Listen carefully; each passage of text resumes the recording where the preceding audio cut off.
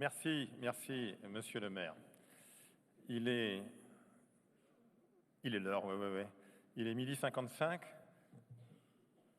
Merci Tissot pour le renouvellement, c'est marqué sur ma montre, pour le renouvellement de nos accords.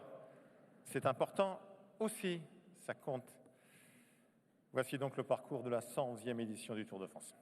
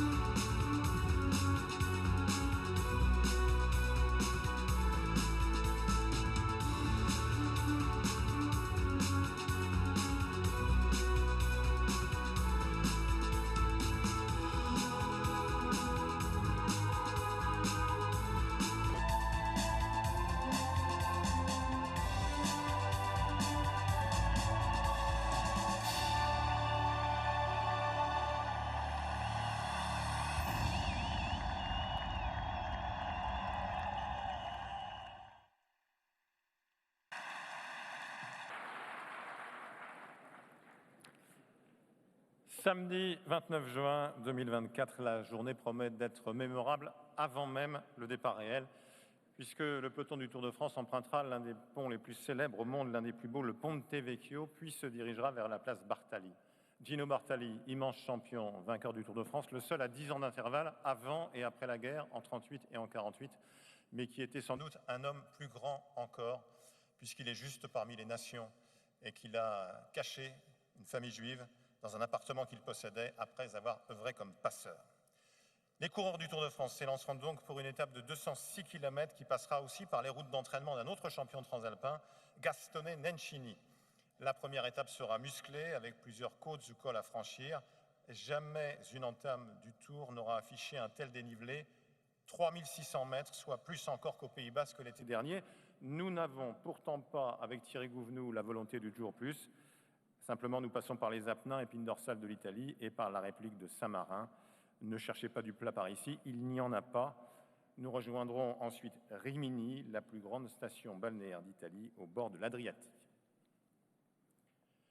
Rimini et Cesenatico, les deux communes entre ombre et lumière de sa naissance à son envol, nous rappelleront immanquablement Marco Pantani.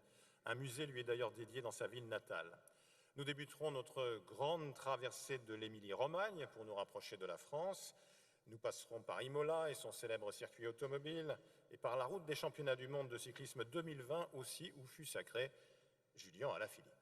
Les puncheurs, justement, seront sur leur terrain, puisqu'il faudra gravir à 2 reprises la très raide côte du sanctuaire de San Luca, avant l'arrivée à Bologne. Bologne, la savante grande ville universitaire depuis le XIe siècle. Pour la 3e étape, nous nous élancerons de Plaisance, la ville du créateur de mode Giorgio Armani et du footballeur Filippo Inzaghi, le très grand buteur, le fameux Inzagol. Nous quitterons l'Émilie-Romagne pour le Piémont. Ce sera la plus longue étape du Tour de France avec 229 km. Le peloton traversera Tortone, où Fausto Coppi rendit son dernier souffle, puis dans un tout autre registre, Alba, dont la truffe blanche comble le palais. Nous devrions connaître le premier sprint massif dans la capitale du Piémont, à Turin, où brillèrent Michel Platini, Zinedine Zidane, Didier Deschamps, sous les couleurs de la Juventus. Un peu plus au sud, nous repartirons de Pinerolo, où le Tour avait fait étape une première fois en 2011, et où vibre encore le souvenir du Campionissimo, vainqueur là-bas d'une étape de légende du Tour d'Italie. Nous nous élèverons très progressivement en 40 km jusqu'à Sestrières, où Coppi, justement, encore lui, s'était imposé en 1952. Nous enchaînerons par le col de Montgenèvre pour rentrer en France. Ce sera ensuite la longue montée vers le Lautaret avant que la pente ne se raidisse dans les derniers kilomètres qui mènent au col du Galibier. Nous plongerons enfin vers Valloire et la Savoie. 2642 mètres d'altitude au Galibier dès le 4e jour. Jamais le Tour ne sera monté aussitôt, aussi haut. Dans la station du double champion du monde de slalom, Jean-Baptiste Grange, c'est un géant, Eddy Merckx, qui s'était imposé en 1972.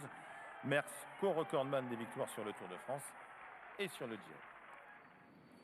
Nous retrouverons Saint-Jean-de-Maurienne que nous aimons 5 ans après une journée de larmes, de joie ou de tristesse, c'est selon, pour Egan Bernal et pour Thibaut Pinot, dans cette étape du Tour 2019 qui n'alla pas jusqu'à son terme, interrompu sur la route de Tignes pour des raisons climatiques, ce qui n'était encore jamais arrivé. Toute l'équipe d'organisation pensera aussi très fort à Olivier Chabet, notre photographe passionné si dévoué, dont le cœur cessa de battre ce jour-là, tout près du village départ. De Saint-Jean-de-Maurienne, nous quitterons la Savoie et provisoirement les Alpes que nous retrouverons, mais un peu plus tard.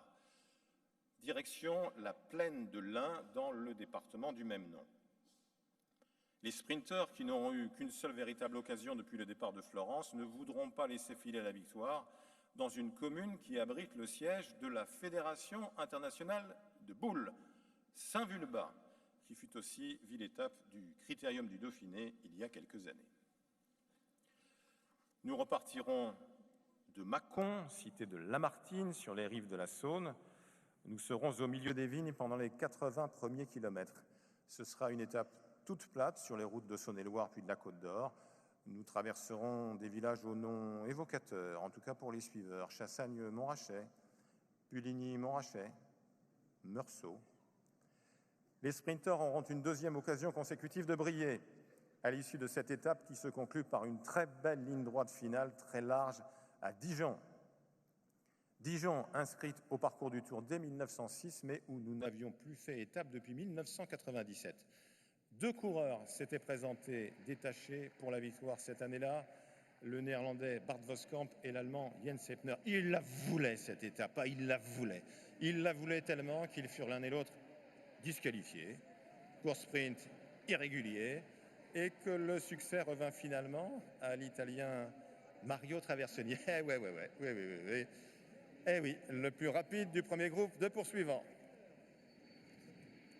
Ce sera le premier des 3 jours que nous passerons en Côte d'Or, avec dès le lendemain un rendez-vous pour les favoris, un contre-la-montre qui partira de Nuits-Saint-Georges, où les spécialistes devraient pouvoir exprimer tout leur potentiel. Le tracé comporte une seule difficulté à mi-parcours, une côte d'1,5 km à 6%. Nous serons sur la route des Grands Crus, au milieu des parcelles de vignes, les climats de Bourgogne, inscrits au patrimoine mondial de l'UNESCO. À Gevrey-Chambertin, les coureurs auront parcouru exactement 25 km 300. Ce parcours d'excellence sportive et gustative en Bourgogne a été choisi pour la randonnée des ambassadeurs de mécénat chirurgique cardiaque. L'association permet à des enfants originaires de pays défavorisés et atteints de malformations d'être accueillis et opérés en France.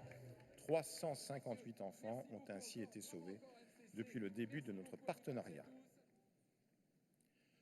Le peloton s'élancera le lendemain de la cité médiévale de Semur en Auxois, qui avait accueilli le Tour en 2007 et les championnats de France l'année suivante. Si le début de l'étape sera cabossé avec plusieurs côtes, la journée devrait pourtant sourire à un sprinter. Le final sera en tout cas favorable aux hommes les plus rapides sur les routes plates de la Haute-Marne. Les derniers hectomètres seront quant à eux en faux plat montant jusqu'à la ligne d'arrivée tracée à Colombey-les-Deux-Églises, la petite commune à jamais marquée par la personnalité du général de Gaulle.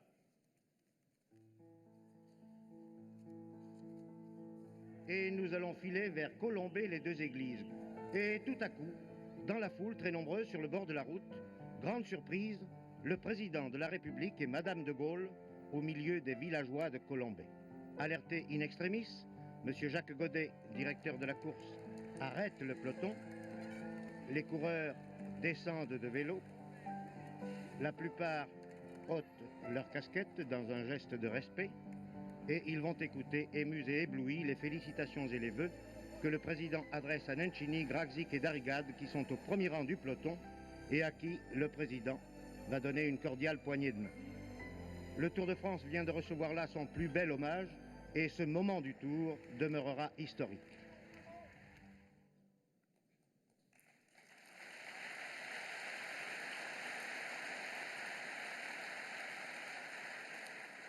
Comme un phare à l'horizon, la croix de Lorraine, érigée selon le vœu du général, et on l'apercevra encore le lendemain de la route du Tour, qui effectuera une grande boucle autour de Troyes, dont le cœur historique, le bouchon de Champagne, est si pittoresque. Nous pourrons admirer en début d'étape les lacs du parc naturel régional de la Forêt d'Orient, mais la principale caractéristique du jour viendra des chemins blancs. 14 secteurs, dont 2 étaient il y a 15 mois au parcours du Tour de France Femmes avec Zwift, qui aura donc joué un rôle précurseur.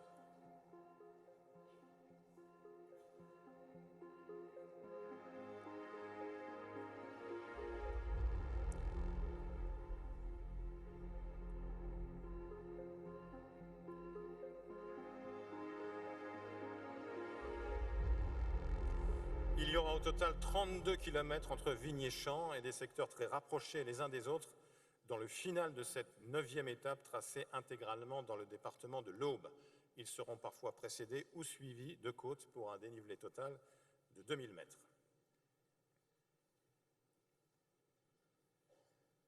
Lors de la dernière arrivée du Tour à Troyes, la victoire d'étape s'était jouée au sprint.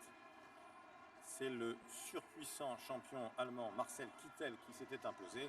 Il avait gagné 5 étapes cette année-là, en 2017, son meilleur millésime. Nous aurons ensuite tout loisir d'admirer la cathédrale Sainte-Croix, l'une des plus vastes cathédrales gothiques de France. Orléans nous accueillera pour la première journée de repos et pour le départ de la 10e étape, près d'un quart de siècle après notre dernière visite dans la préfecture du Loiret. Ce sera tout plat, toute la journée et bien abrité dans un premier temps sur les routes de Sologne, avant un final qui, lui, sera au contraire potentiellement exposé au vent dans le département du Cher, avec plusieurs changements de direction, notamment dans les 25 derniers kilomètres avant l'arrivée à Saint-Amand-Montrond. La dernière fois que le Tour avait fait étape à Saint-Amand, le vent avait parfaitement joué le rôle escompté. En 2013, le peloton s'était en effet scindé en différents échelons. Les bordures avaient provoqué des écarts et un formidable spectacle. Mark Cavendish avait triomphé d'un petit groupe d'échappés devant le maillot vert, Peter Sagan.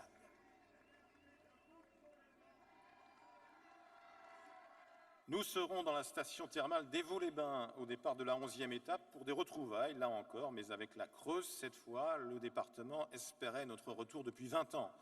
Ce sera une sacrée étape, on peut le dire sans risque de se tromper. Cela montera et descendra toute la journée, les routes seront sinueuses. Le nombre d'ascensions répertoriées, une demi-douzaine, ne donne qu'une idée très imparfaite des difficultés proposées.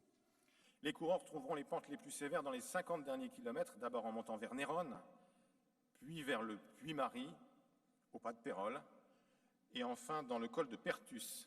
L'arrivée sera jugée dans la station du Lioran après 211 km et 4350 mètres de dénivelé positif. En 2016, c'est un futur champion olympique qui s'était imposé quelques semaines avant son titre, Greg Van Avermaet en l'occurrence. Le Belge avait fait coup double, victoire d'étape et maillot jaune.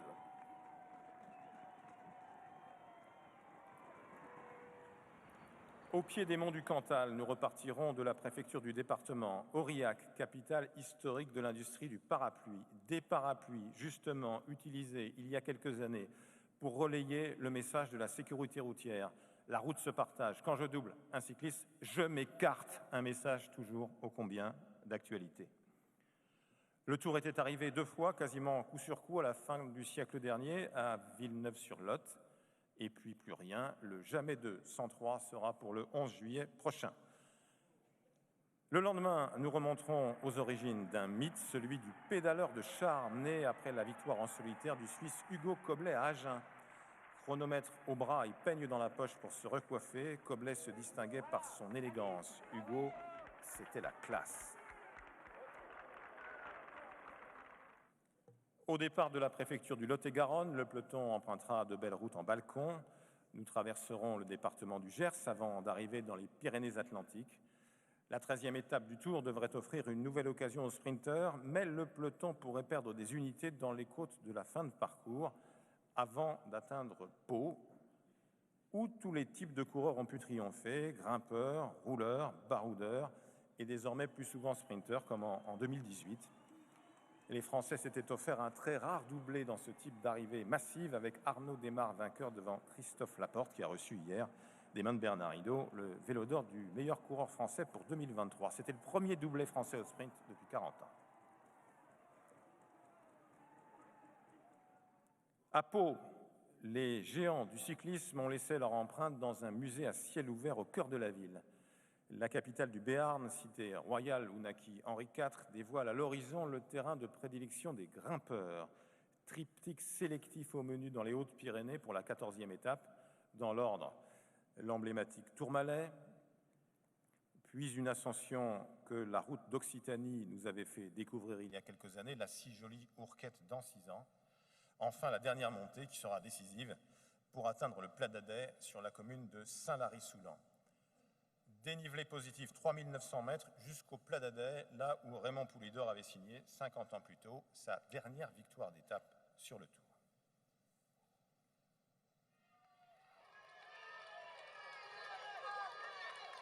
Raymond Poulidor qui va trouver un terrain plus dans sa convenance pour lutter à armes égales avec Merckx. Il est parti maintenant avec quoi? Une dizaine de mètres d'avance sur Eddy Merckx à moins de 8 km du sommet. Poulidor qui est en train à 38 ans ici de trouver enfin des pentes dignes de sa forme. et qui est en train, dans son style caractéristique, comme il y a peut-être 10 ans lorsqu'il se battait contre Jacques Anquetil, de créer encore une surprise ici. Les commentaires si fluides du talentueux Jean-Michel Lelio. D'une vallée à l'autre, Loudanvielle, qui a déjà vécu un 14 juillet sur le Tour, mais jamais encore un départ. Menu de fête avec paye-ressources d'entrée pour cette 15e étape. Menu de fête pour les grimpeurs, mais journée sans doute indigeste pour les autres. D'autant qu'arrivera très vite un enchaînement col de Mante et par son versant le plus raide, le porté d'aspect soit d'abord plus de 9 km à 9%, puis 4 km après de 10%. Après cette entame soutenue, les coureurs auront la possibilité de souffler un peu. Ils pourront profiter d'un retour dans la plaine avant de repartir à l'assaut du très abrupt col d'Agne sur les routes ariégeoises.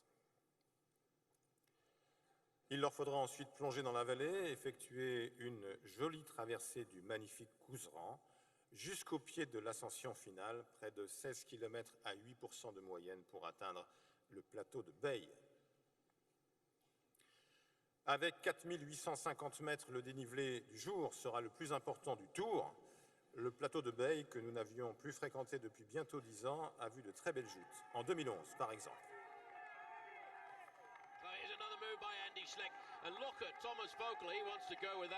Et attaque Thomas Vauclair. Vauclair est sorti, Cadel Evans le suit. Le Belge Jelle Van Endert avait triomphé ce jour-là, tandis que Thomas Vauclair, lui, conservait son beau maillot jaune.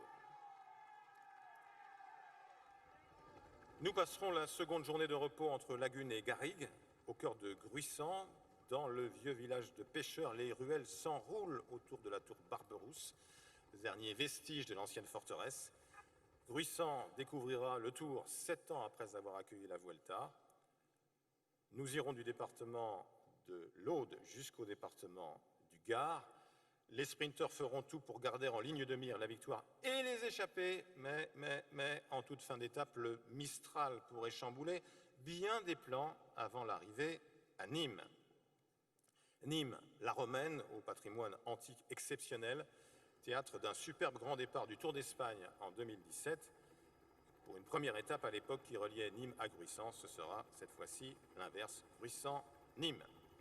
Et si une arrivée massive reste probable, c'est bien un homme seul, l'Allemand Nils Politt, qui avait remporté l'étape, détaché lors de notre dernier passage en 2021.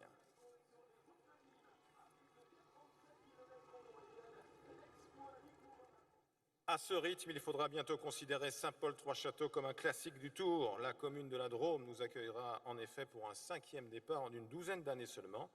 Nous filerons vers l'est, direction les Hautes-Alpes. Il n'y aura pas d'obstacle majeur pendant les 3/4 de l'étape, mais les 40 derniers kilomètres seront nettement plus corsés. Dans l'ordre, le col Bayard, le très redoutable col du Noyer et la montée finale, plus douce quant à elle, jusqu'à Super Dévoluy. Dénivelé du jour, 2900 mètres. Jeudi 18 juillet, de Gap jumelé avec la ville italienne de Pinerolo. Nous jouerons les petits poussets en revenant sur nos pas. Nous ferons une incursion en Isère, au barrage du Sautet, et les routes seront idéales pour les baroudeurs, propices à une course d'usure, et les points de vue magnifiques sur le lac de Serponçon. Nous redescendrons sur Savines-le-Lac, nous emprunterons le pont. Dans la vallée de l'Ubaye, dans les Alpes de Haute-Provence, nous retrouverons une grande route. Les tout derniers kilomètres sont en toboggan avant l'arrivée à Barcelonnette, où Bernard Thévenet avait pour la première fois porté en course le maillot jaune. À 48 heures de l'arrivée finale, à Embrun, perché sur son roc, suiveurs et spectateurs pourront profiter d'une douce quiétude. Pour les coureurs, ce sera une toute autre musique. Ils devront se hisser à 3 reprises au-dessus de 2000 mètres, avec d'abord en hors d'œuvre une montée de 19 km, le col de Vars. 19 km, soit 4 de moins que l'ascension suivante. Impossible de monter plus haut en France par la route. Voici la cime de la Bonnette, à 2802 mètres, dans le parc national du Mercantour.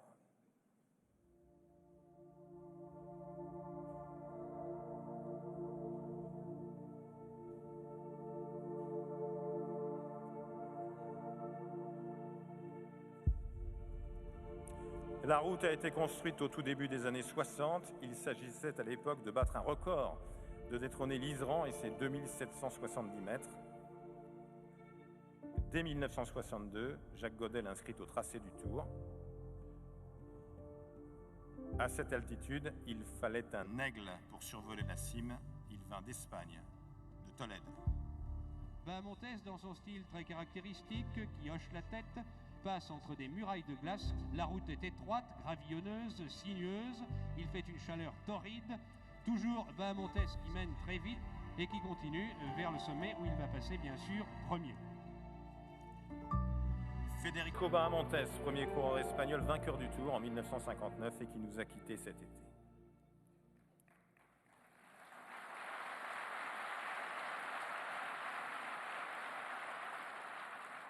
La Bonnette franchie, les coureurs dévaleront vers la vallée de la Tinée. Dans les Alpes-Maritimes, nous avons bien sûr une pensée pour les habitants qui ont encore souffert des intempéries ces derniers jours. Les coureurs se dirigeront vers le col de la Lombarde. Il leur faudra ensuite encore monter 16 km pour atteindre Isola 2000, la station du triple champion du monde et médaillé olympique Mathieu Fèvre. Dénivelé total de l'étape 4600 mètres en 145 km. Isola, c'est la station avec vue sur la Côte d'Azur. Et ça tombe bien, nous serons le lendemain à Nice, la très fidèle, c'est la devise de la ville. Les difficultés s'enchaîneront dès le départ, avec d'abord le col de Brosse, dont les lacets méritaient bien de revoir passer les coureurs du Tour. C'était en effet un classique au début du siècle dernier, totalement tombé en désuétude depuis plus de 60 ans. Les coureurs enchaîneront par une montée interminable, plus de 20 km pour atteindre par son versant est ce col de légende du rallye Monte-Carlo, le Turini. Dans cette étape au format dynamique de 133 km, il faudra ensuite gravir la Colmiane. Les habitués de Paris-Nice évolueront sur un terrain familier jusqu'au bout. Le terme de l'étape, la Couilleule, était l'arrivée finale de la course au soleil en 2017 et encore au printemps dernier. Dénivelé de plus de 4400 mètres pour la dernière étape en ligne. C'est sur ce parcours sélectif entre Nice et la Couilleule que se déroulera dimanche 7 juillet l'étape du Tour, la plus grande cyclosportive du monde. Ils étaient plus de 16 000 l'été dernier, de près de 70 nationalités différentes, à relever le défi.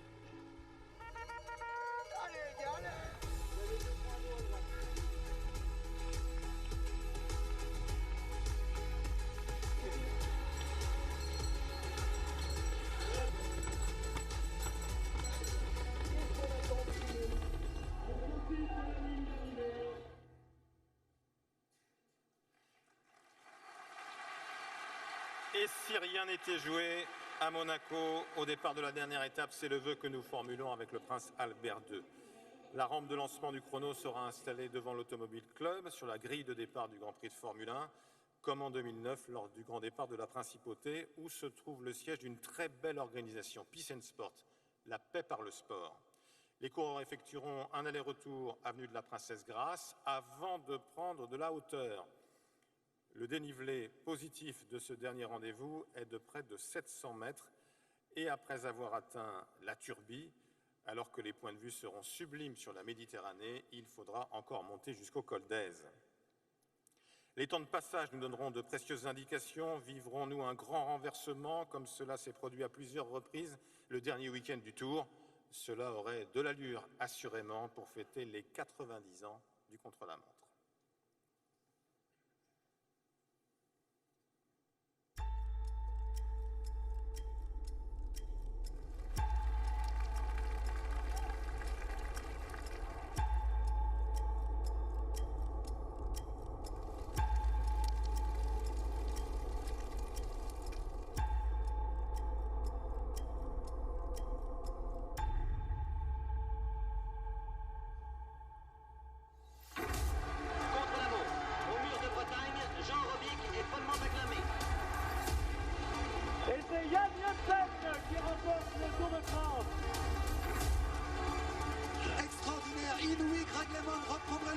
Dans ce final des Champs-Élysées, moment historique de ce Tour de France, moment historique du Tour de France.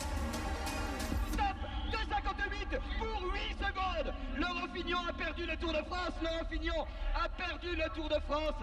Dans la dernière étape, jamais de ma vie je n'oublierai ce moment. Une véritable folie. Une folie, une folie, une folie. Le mano à mano entre Cadel Evans et Andy Schleck est en train de tourner en faveur de l'Australien. Cadel Evans makes history today. Énorme déception pour Andy Schleck. Tadej Pogacar is now underway for the time trial of his life. Plus que 10 secondes d'avance pour le maillot jaune. Il est en train de perdre le tour. Roglic cannot believe it. Pogacar wins the stage. C'est lui le patron du Tour de France. Breathtaking. Absolutely breathtaking. Aurons-nous basculé dans la folie, la folie, la folie, alors que les derniers coureurs entreront dans Nice? Ils arriveront par le port, puis par la promenade des Anglais, le long de la mer pour les Niçois en sens inverse de la circulation habituelle. Ils feront ensuite demi-tour devant le centre universitaire méditerranéen, puis vireront un peu plus loin à gauche pour déboucher place Masséna, l'un des joyaux de la ville. À l'arrivée du dernier coureur, le suspense sera pris fin et nous connaîtrons le vainqueur de la 111e édition du Tour de France.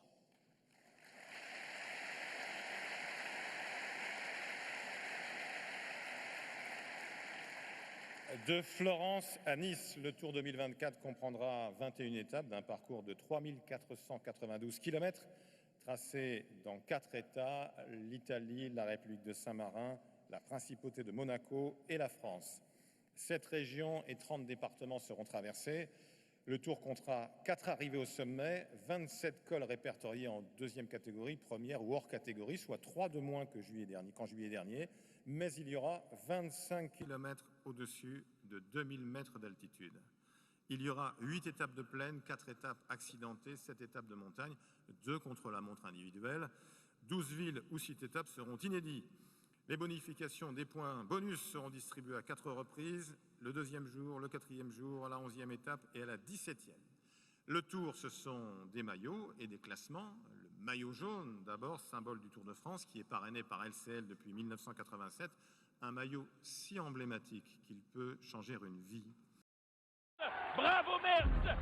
Je vais faire quelque chose de fantastique et je suis content d'avoir pu crier sur l'antenne. Bravo Merckx, c'est un seigneur!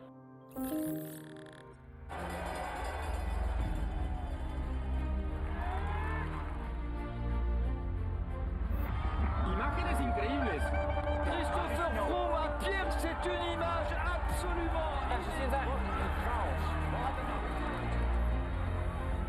Absolutely incredible.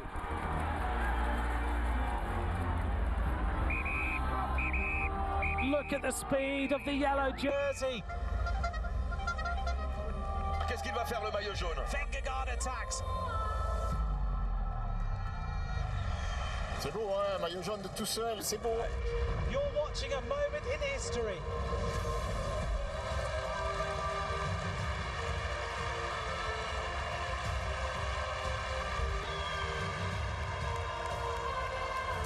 He's conquered the mountains. He's conquered the Tour de France.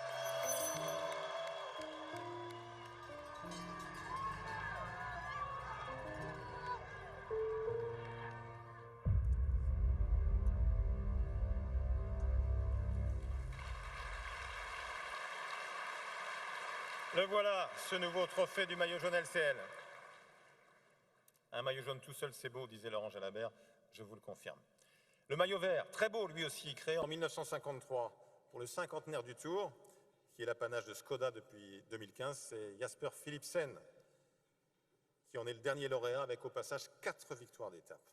Le maillot à pois rouge est celui du meilleur grimpeur et Giulio Ciccone aura certainement à cœur de s'illustrer à nouveau l'an prochain dans cette édition qui part de son pays. Le maillot à pois est parrainé par Leclerc depuis 2019. Le maillot blanc du meilleur jeune est parrainé par Chris depuis 2015. Tadej Pogacar a établi un nouveau record avec 4 victoires d'affilée.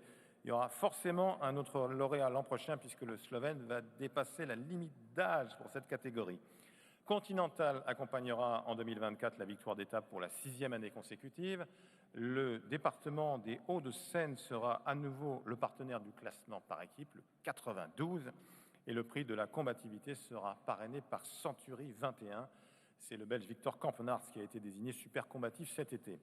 J'en profite pour saluer tous nos partenaires, qu'ils viennent de nous rejoindre, qu'ils nous soient fidèles depuis longtemps, qu'ils soient sponsors, médias, collectivités, services de l'État.